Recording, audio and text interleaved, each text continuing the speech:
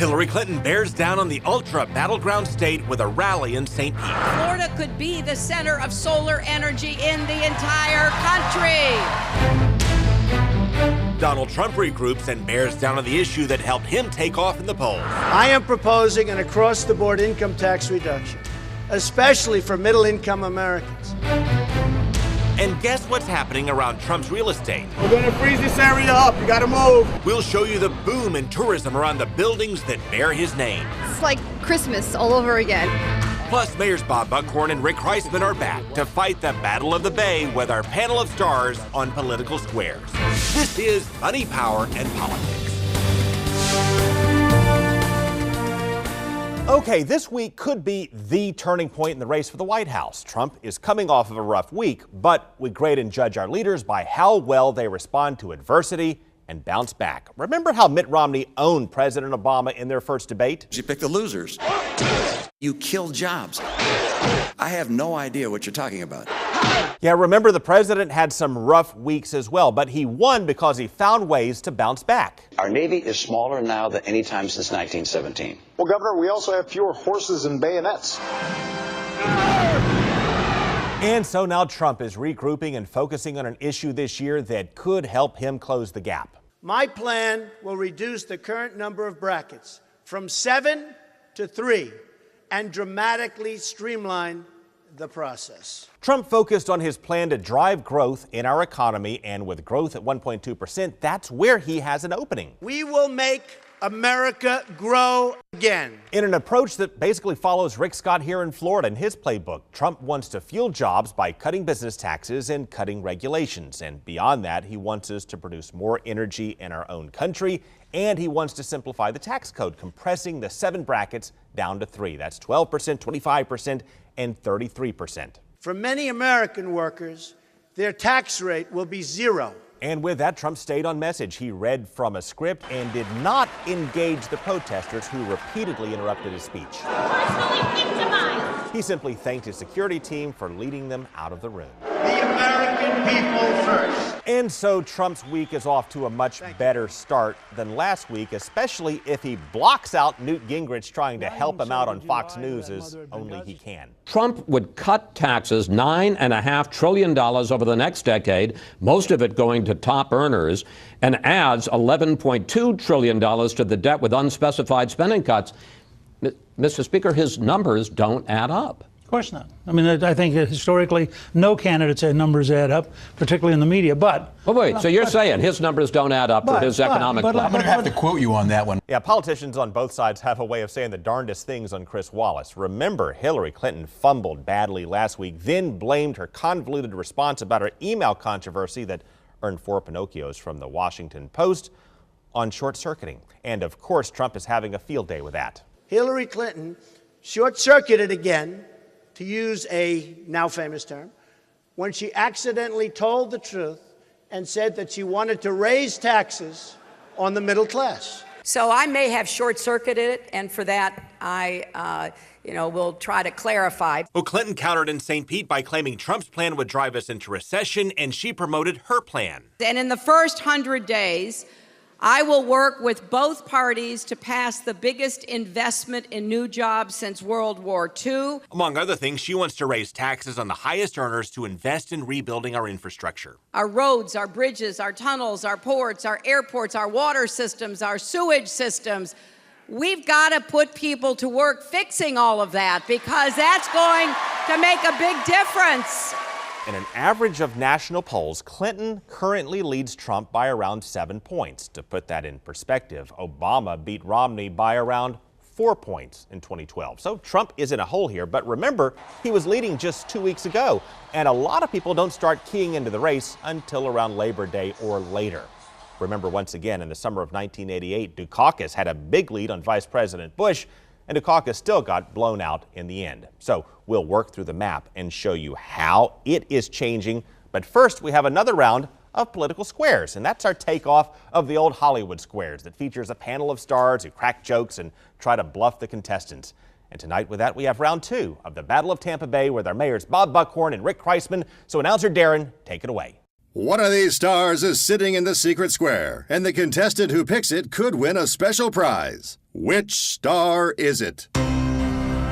John Wilson, Matt Towery, Vanessa Rufus, Laura Moody, Russell Rhodes, Jeff Tewksbury, Linda Hurtado, Marissa Lynn, or Charlie Belcher. All in the political squares. And here is the master of the political squares, Craig Patrick.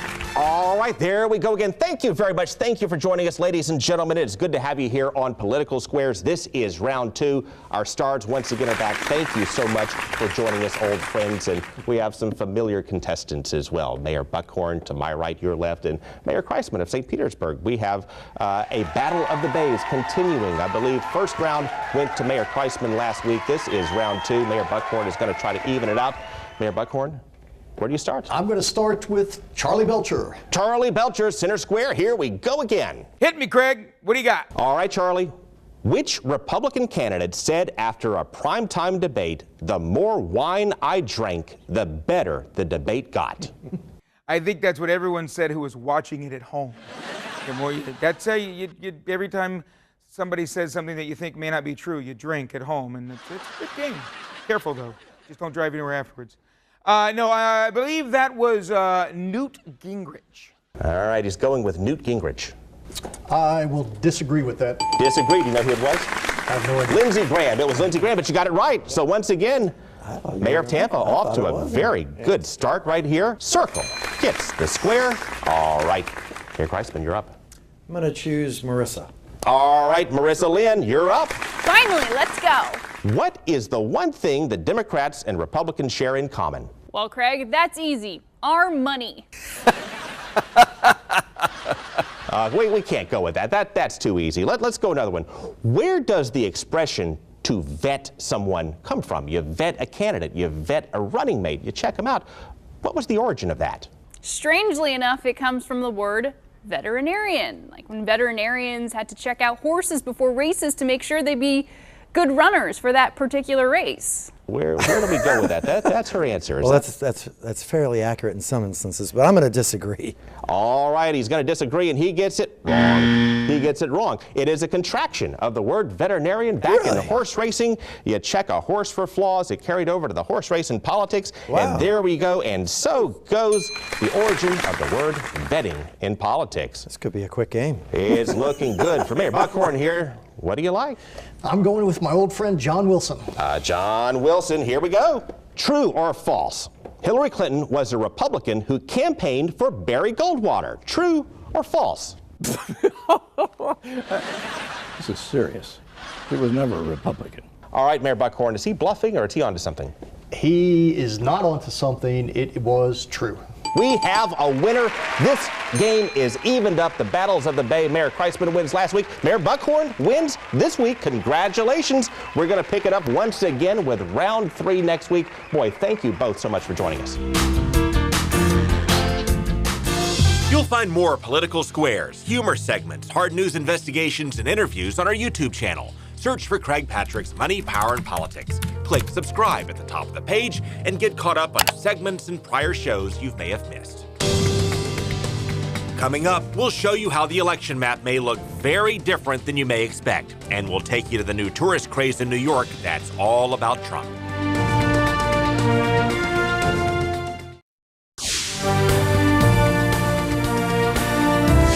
Well, at this point, Donald Trump has time to catch up and win, but if the election was held today, the poll suggests he would get wiped out. Take a look at the Real Clear Politics map based on the average of polls in each state. You need 270 electoral votes to clinch, and Clinton right there is sitting at 346 to Trump's 192. Of course, Clinton only has a very slight lead in some of those states, and they can easily swing one way or the other, and that's why we call them swing states or toss-up states. So here's the map with those toss-up states now in gray. So with that, Clinton drops below 270, sitting at 246. Those states in gray, by the way, show where the election will be won or lost, and some of those states are not typically thought of as battleground states. So this week, we're going to work through the map and show you what the heck is going on here, and we'll start with our northern neighbor, Georgia. It's about as Republican as you can get, or at least it has been. So then why is it in play this year? Well, Peter Ducey shows us how and why Georgia could go blue. Georgia has been a red state in 7 of the last 8 presidential elections, but it's quickly changing, and Democrats are noticing. Every day that I was in Chicago in 2012, there were 3 states that we paid very close attention to, and Georgia was always at the top of the list. That's because Georgia is experiencing a major demographic shift. Between 2004 and 2012, the number of Latino voters in the state tripled, and now it's got the 10th largest Hispanic population in the country. So, the Democratic Party is making a move, recruiting operatives with experience in battleground states like Ohio and North Carolina to help flip the peach state in the fall. It's the perfect storm. So Georgia has been trending with its demographics to becoming a stronger minority-majority state. We do have a lot of active young people here, and young people tend to be a little bit more hopeful for our future and more accepting of other people in general than Trump appears to be. But experts studying this trend say it'll take time for Democrats to benefit from the growing minority population because not everyone is registering to vote right away. I think that Georgia becoming competitive is likely in the long term, but unlikely in the short term. Republicans read those numbers the same way, so they don't think they're about to lose their grip on Georgia.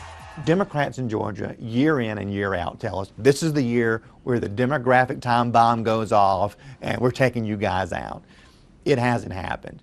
Well, Georgia has 16 electoral votes, and of all the battleground states, Florida is clearly the biggest prize with 29 electoral votes. And an average of polls in our state, Hillary Clinton leads in Florida, but leads by less than 3 points. And Trump has said he wants to shake up the map, not just here, but elsewhere. He said he wants to put California and his home state of New York in play for the Republicans as well.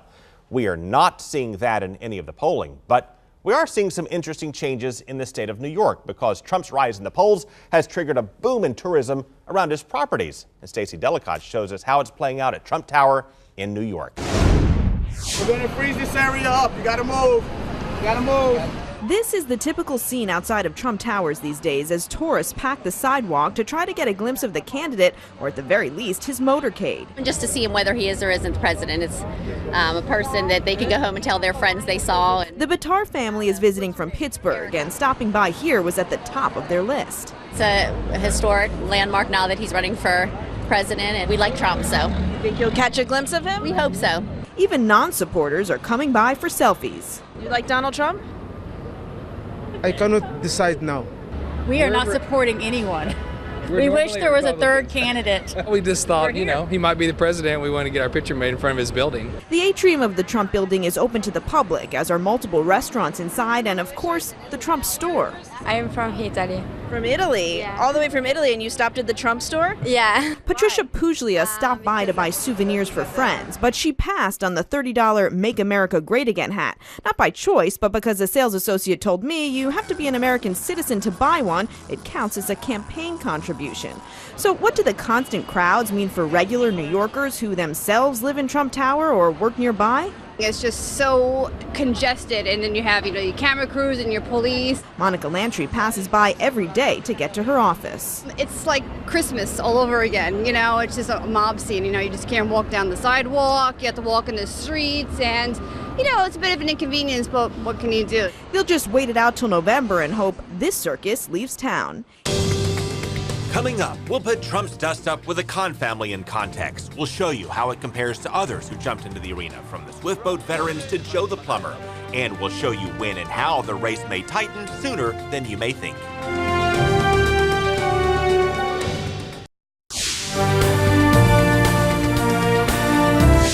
Well, the Trump campaign may regret getting in a tit-for-tat with parents of a fallen soldier, but this is not the first time people came out of nowhere to shake up the race. So Evan Axelbank is here to put it in context. Famous newscaster Tom Brokaw always says in presidential politics, the unforeseen will occur. Have you even read the United States Constitution?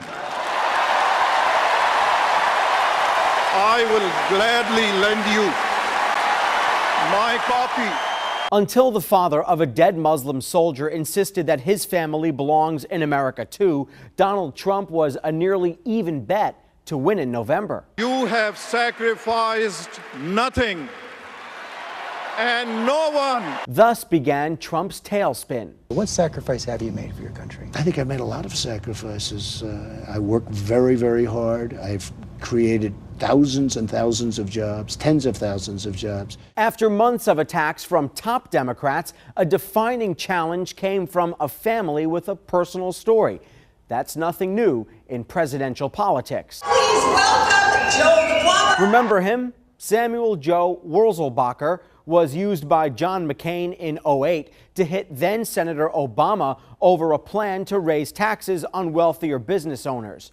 Joe had challenged Obama's tax plan to his face. If I buy another truck and add something else to it and, build the company, I'm getting taxed more and more. The real winner last night was Joe the Plumber. Yet Joe the Plumber never took hold, and John McCain lost in part because he never seemed self-assured on the economy. Now, go back to 2004. I'm John Kerry, and I'm reporting for duty. The Swiftboat Veterans for Truth were spawned by George W. Bush's campaign to attack John Kerry's history as a Vietnam vet turned protester. But they kept their medals.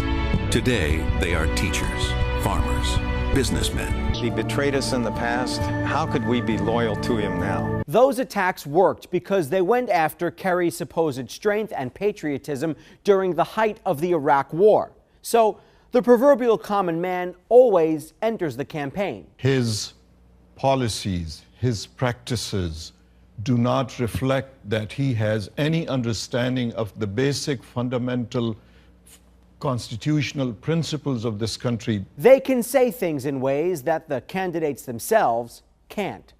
For Money, Power, and Politics, I'm Evan Axelbank. Thank you once again, Evan. Of course, Donald Trump is now pivoting away from his dispute with the cons to the issues of taxes and jobs. Coming up, we'll roll out our predictions for the rest of the week and show you why the Clinton camp may be concerned about Trump's surge in fundraising.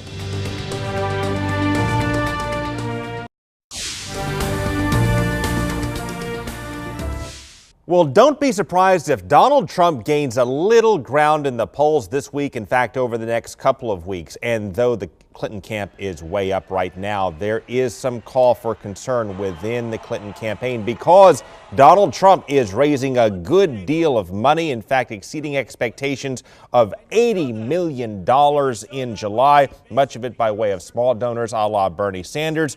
And with that, not only does Trump beat expectations, but he has pressed the Clinton campaign to redouble their efforts as well. We also have Evan McMullen jumping into the race as a conservative alternative. Gary Johnson at 8.2%, Jill Stein at 3.8% are already in. Of course, we will see you once again tomorrow night. Take care.